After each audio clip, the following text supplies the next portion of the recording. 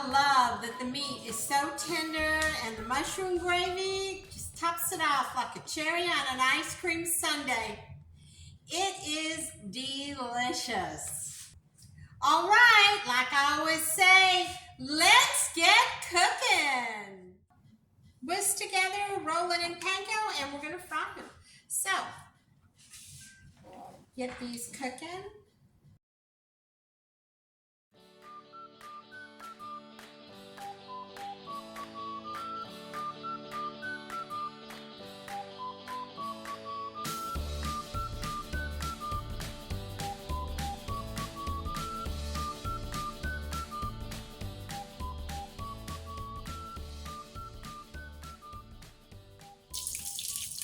Okay, so our steaks are all cooked.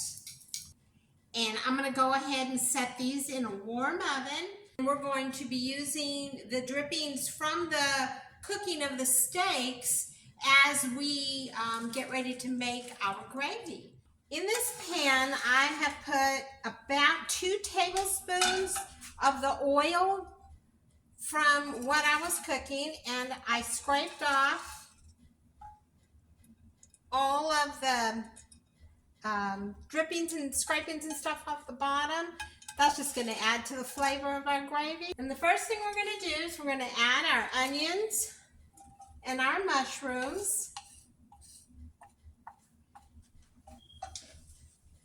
And we are going to cook these on low until the onions are soft. Okay, our onions are getting real nice and soft and a pretty color. We're going to go ahead and let that continue to cook.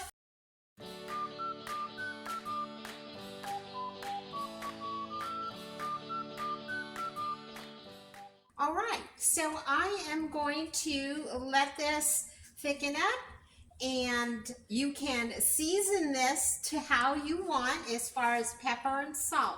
It actually has a really good flavor at this point, but if you want to add salt and pepper more, please, your discretion.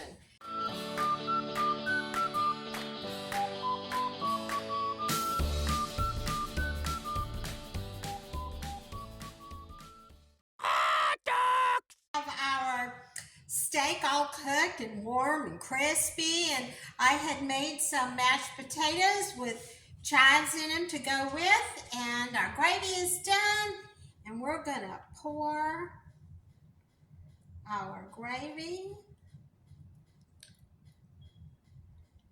over like that. We're gonna add just a little bit of color, make it all pretty, and there you go. I hope to see you back here next week as we delve into something fun and yummy, maybe a dessert. That would be good. So anyway, like I always say, let's get cooking and keep cooking. Bye.